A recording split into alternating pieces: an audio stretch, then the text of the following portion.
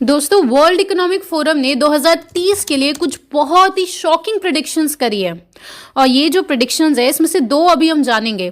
आप देखोगे कि ये जो 2030 के लिए प्रेडिक्शंस करी है इसकी प्रिपरेशंस ऑलरेडी स्टार्ट हो चुकी है और वो पूरा ट्रेंड आप वन बाय वन करके ऑब्जर्व कर पाओगे। पहली प्रेडिक्शन सुनते हैं। सबसे पहले पहली प्रेडिक्शन है all products will have become services.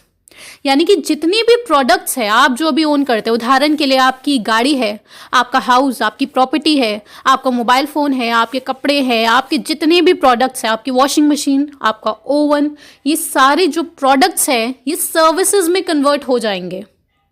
इसका बहुत बड़ा उदाहरण आप देखिए, इस समय पर भी आप बहुत सारे प्रोडक्ट्स को एज सर्विसेज अवेल करते हैं। सिंपल से एग्जांपल से समझिए, आपको अगर एक कंट्री से दूसरी कंट्री में ट्रैवल करना है, मान लो आपको इंडिया से ऑस्ट्रेलिया में ट्रैवल करना है, तो आप क्या करते हो? आप एरोप्लेन की जो सर्विसेज है उन्हें अवेल करते हो। ऐसा तो नहीं है आप खुद का प्राइवेट जेट खरीदते हो और तब जाते हो ऑस्ट्रेलिया, नहीं ना।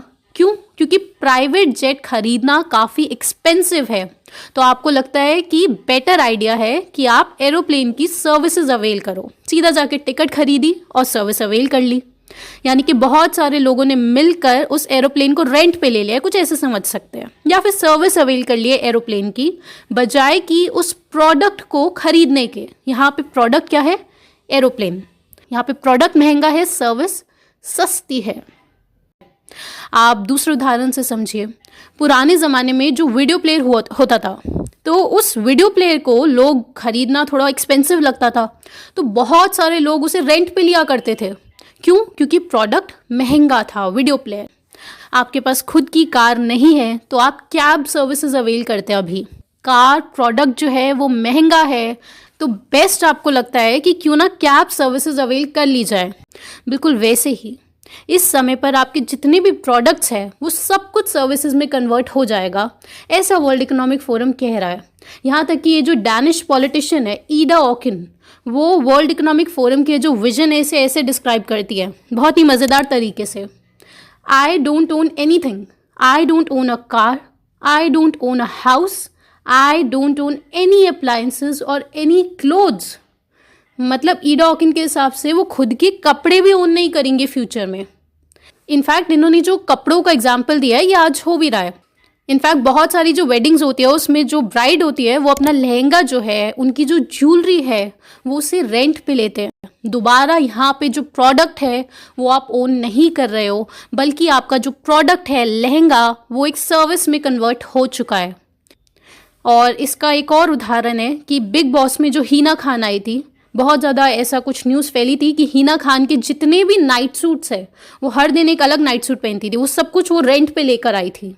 तो ऐसी बातें भी चली थी। तो ऑलरेडी जो बहुत सारे स्टार्स हैं, आपका कोई फोटो शूट होता है तब भी वो सारे कपड़े रेंट पे आते हैं।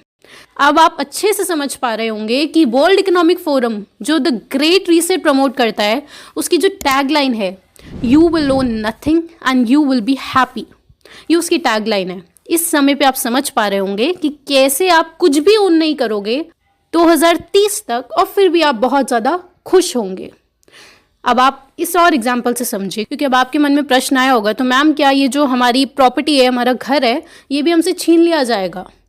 ये हाउस भी हम ओन नहीं करेंगे बल्कि ये भी एज सर्विस, रेंटल सर्विसेज होगा। तो अब ये ऐसा होगा या नहीं ये तो वक्त ही बताएगा, क्योंकि इसमें बहुत सारे फैक्ट्स और भी ऐड हो जाते हैं। लेकिन आप एक इम्पॉर्टेंट चीज़ समझिए कि इस समय पर मान लो आप दिल्ली में रह रहे हो, आप दिल्ली आते हो, यहाँ पे करीब 60 लाख का अगर आप घर लेते हो तो वो आपको ज़्यादा इजी लगेगा बाय करना 60 लाख का घर, या फिर आप रेंट पे लेना चाहोगे कि हर महीने आप 15,000 का रेंट दो। ये बेसिक सा एग्जाम्पल है।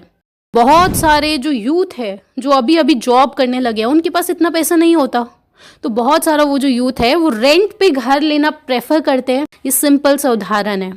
तो इस समय पर अगर आपके पास घर है, हो सकता है वो आप ही के पास रहे, लेकिन जो फ्यूचर जनरेशन्स है उनके लिए घर खरीदना, प्रॉपर्टी खरीदना बहुत महंगा हो जाएगा।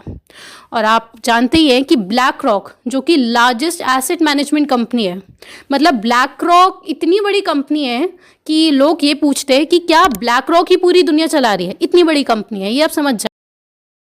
अब ब्लैक रॉक इसलिए बता रहे हैं क्योंकि ये जो सब कुछ चल रहा है कि लोग फ्यूचर में हाउस खरीदेंगे नहीं बल्कि एज रेंटल उसे लेंगे, house not as a product but as a service. तो उसके लिए ब्लैक रॉक का आप देखिए हाल ही में वो सिंगल फैमिली होम्स बहुत ज़्यादा बाय करते जा रहे हैं। उनकी अलग अलग कंपनीज है, जैसे कि इन्विटेशन होम्स है और अमेरिकन होम्स फॉर रेंट, ऐसे करके कंपनीज हैं। तो इन सब में मेजर शेयर होल्डर जो है वो ब्लैक रॉक ही है। तो वो सिंगल फैमिली होम्स खरीदते जा रहे हैं। क्यों? ताकि फ्यूचर में आपको वही सिंगल फैमिली होम्स वो as a rent, as a service आपको ऑफर कर पाए। तो आप यहाँ पे देख पा रहे होंगे कि एक बूमिंग ट्रेंड है जहाँ पे लोग प्रोडक्ट्स ओन नहीं कर रहे हैं बल्कि सर्विसेज को अवेल कर रहे हैं। आपको अगर वॉशिंग मशीन यूज़ करनी है, आपको लगेगा खुद की खरीदने से बेटर है कि आप उसे रेंट पे ले लो। जब भी यूज़ करनी है वॉशिंग मशीन, आप उसे रेंट पे लो। अब आप सोचेंगे मैम ये तो बहुत इतने महंगे कोई प्रोडक्ट्स है नहीं, लेकिन बात यही है कि इन सारे प्रोडक्ट्स को महंगा बना दिया जाएगा। क्यों बनाया जाएगा? ऐसा वर्ल्ड इकोनॉमिक फोरम का विजन है, क्योंकि अब उन सारे प्रोडक्ट्स की इन्वायरमेंटल कॉस्ट ऐड होगी। इन्वायरमेंटल कॉस्ट का मतलब है कि हर चीज़ का कार्बन प्राइस निकाला जाएगा, ऐसा इनका विजन है। और यही इनकी दूसरी प्रेडिक्शन है।